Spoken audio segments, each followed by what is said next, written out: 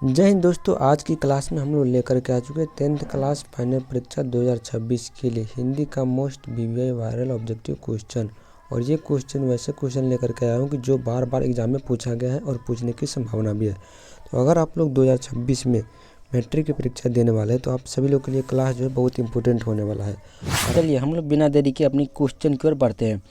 पहला क्वेश्चन देखिए, मछली लेकर कौन भाग गया था। ये मछली पार्ट से ऑब्जेक्टिव लिया गया है। मछली लेकर कौन भाग गया था मछली पार्ट में, तो इसका जो राइट आंसर हो जाएगा, मछली कौन लेकर भाग गया था, भग्गू, संतू, बंतू या फिर जग्गू।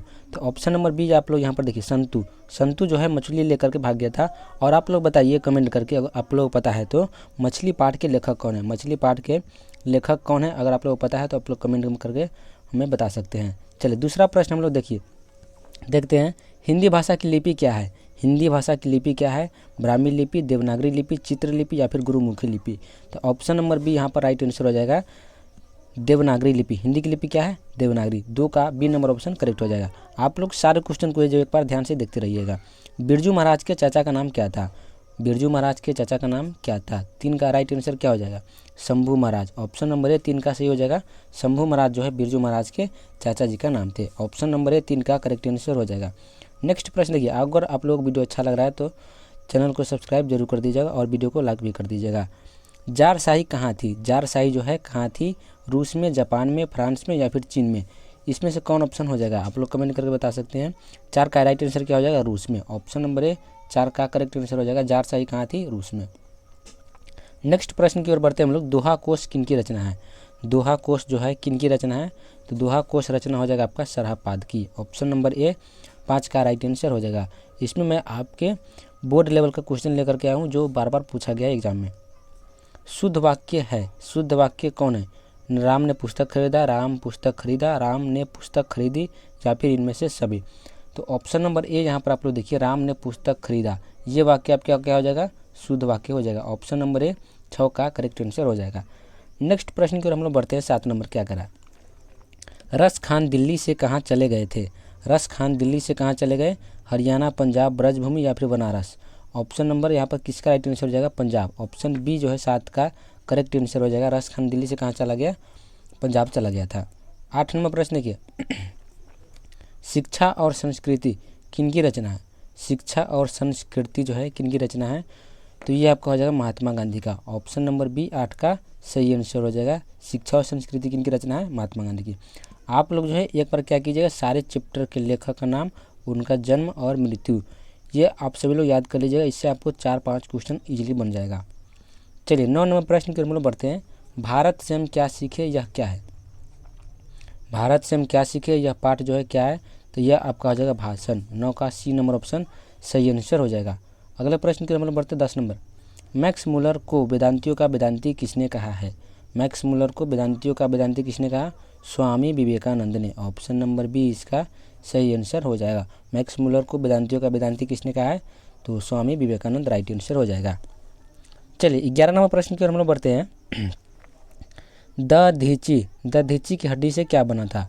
दधीची की हड्डी से क्या बना हुआ था, तो इंद्र का ब्रज। ऑप्शन नंबर ए 11 का राइट आंसर हो जाएगा। इंद्र का ब्रज किससे बना हुआ है, दधीची की हड्डी से। 12 नंबर प्रश्न देखिए, श्रम विभाजन और जाति प्रथा के लेखक इनमें से कौन जो है। श्रम विभाजन और जाति प्रथा के लेखक इनमें से कौन है, आप लोग कमेंट करके बता सकते हैं। भीमराव अम्बेडकर, रामविलास शर्मा, गुणाकर मूल्य या फिर हजारी प्रसाद द्विवेदी। तो श्रम विभाजन और जाति प्रथा के लेखक हो जाएगा आपका right answer A number option Bhimrao Ambedkar. और आप लोग बताइए भीमराव अम्बेडकर का जो है जन्म कब हुआ था, कमेंट करके जल्दी से बताइए। 13 नंबर प्रश्न देखिए, परंपरा का ज्ञान किसके लिए आवश्यक है। तो परंपरा का ज्ञान जिनके लिए आवश्यक है, जो लकीर से फकीर न होकर क्रांतिकारी साहित्य की रचना करे, उनके लिए क्या है, परंपरा का ज्ञान आवश्यक है। 13 का सी ऑप्शन राइट आंसर हो जाएगा। चलिए 14 नंबर प्रश्न की हम लोग बढ़ते हैं। मेरे बिना तुम प्रभु कविता का हिंदी रूपांतरण किसने किया है। मेरे बिना तुम प्रभु कविता का हिंदी रूपांतरण किसने किया है, इसका राइट आंसर क्या हो जाएगा, option number D Dharmvir Bharati. Dharmvir Bharati जो है मेरे बिना तुम प्रभु कविता का हिंदी रूपांतरण किया है। तो 14 नंबर प्रश्न का राइट आंसर हो जाएगा आपका डी नंबर धर्मवीर भारती। चलिए 15 नंबर प्रश्न की हम लोग बढ़ते हैं। 15 में क्या करा है, कुंवर नारायण कवि है। कुंवर नारायण कौन कवि है, ग्रामीण संवेदना के, नगर संवेदना के, ममत्व संवेदना के या फिर पितृत्व संवेदना के। तो यहाँ पर ऑप्शन नंबर बी नगर संवेदना के राइट आंसर हो जाएगा। 15 नंबर प्रश्न का। चलिए अगले प्रश्न के मतलब बढ़ते हैं 16 नंबर में। देखिए क्या करें, सेनापति में कौन सा समास है। सेनापति में कौन सा समास है, तो सेनापति में आपका हो जाएगा तत्पुरुष समास। सेना का पति, सेना का पति आपको यहाँ पर का के किस से जुड़ा हुआ है, तो ये आपका कौन समास हो जाएगा, सेना का पति आपका हो जाएगा तत्पुरुष समास। कौन समास, तत्पुरुष। चलिए बी नंबर ऑप्शन 16 का राइट आंसर हो जाएगा। 17 नंबर प्रश्न देखिए, मित्र शब्द का भाववाचक संज्ञा क्या है। मित्र आपको पता है कि मित्र क्या है, मित्र एक संज्ञा है, लेकिन इसका भाववाचक क्या हो जाएगा, तो भाववाचक हो जाएगा आपका मित्रत्व। ऑप्शन सी 17 का सही आंसर हो जाएगा। 18 नंबर प्रश्न देखते हैं, जनतंत्र का जन्म शीर्षक कविता के कवि का नाम क्या है। जनतंत्र का जन्म शीर्षक कविता के कवि का नाम क्या है, तो रामधारी सिंह दिनकर इसका सही आंसर हो जाएगा। ऑप्शन नंबर ए 18 का करेक्ट आंसर हो जाएगा। चलिए 19 नंबर प्रश्न देखिए, आविन्यो किस नदी पर स्थित है। आविन्यो जो है किस नदी पर स्थित है, तो ये आपका हो जाएगा रोन नदी पर। ऑप्शन नंबर ए 19 नंबर प्रश्न का राइट आंसर हो जाएगा। आविन्यो कहाँ पर है, रोन नदी पर। चलिए 20 नंबर क्वेश्चन देखिए, मछली कहानी में किस वर्ग का जीवन वर्णित है। मछली कहानी में किस वर्ग का जीवन वर्णित है, मध्यम वर्ग का। सी नंबर ऑप्शन सही हो जाएगा। अगला प्रश्न देखिए, बिरजू महाराज की ख्याति किस रूप में हुई है। बिरजू महाराज की ख्याति किस रूप में हुई है, तो इसका राइट आंसर हो जाएगा तबला वादक के रूप में। बी नंबर ऑप्शन सही आंसर हो जाएगा। 21 का राइट आंसर क्या हो जाएगा, बी नंबर। चलिए 22 नंबर प्रश्न देखिए क्या करा है, भाववाचक संज्ञा का उदाहरण कौन है। इनमें से कौन जो है भाववाचक संज्ञा, सर्दी, लड़की, बहन या फिर घड़ी।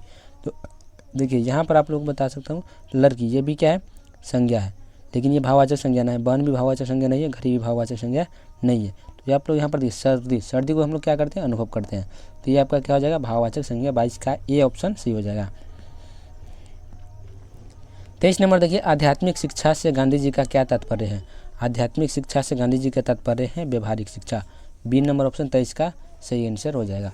24 नंबर प्रश्न की ओर में बढ़ते हैं, हिंदुस्तानी नामी सुनी अब ये सकुची लजात पंक्ति किस कविता से लिया गया है।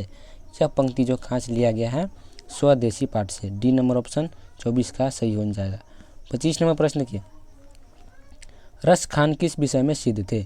रस खान जो है किस विषय में सिद्ध थे, सवैया छंद में। ऑप्शन ए जो है 25 का राइट आंसर हो जाएगा। अगले प्रश्न की ओर बढ़ते हैं 26 नंबर, अमराई का कुआं कहाँ स्थित है। अमराई का कुआं जो है कहाँ स्थित है, 26 का राइट आंसर क्या हो जाएगा, रास्ते में। सी नंबर ऑप्शन सही आंसर हो जाएगा 26 नंबर प्रश्न का। अगले प्रश्न की ओर बढ़ते हैं हम लोग 27 नंबर, पपाती की उम्र क्या थी। पपाती की उम्र क्या थी, 12 वर्ष, 15 वर्ष, 18 वर्ष या फिर 20 वर्ष। पपाती की जो उम्र थी वो राइट आंसर क्या हो जाएगा, 12 वर्ष। ऑप्शन नंबर ए 27 का सही हो जाएगा। अगले प्रश्न की बढ़ते हैं हम लोग 28 नंबर, सीता रुआंसी क्यों हो गई। सीता रुआंसी क्यों हो गई थी, अपना काला ओढ़ना देखकर। सी नंबर ऑप्शन बिल्कुल राइट आंसर हो जाएगा 28 नंबर प्रश्न का।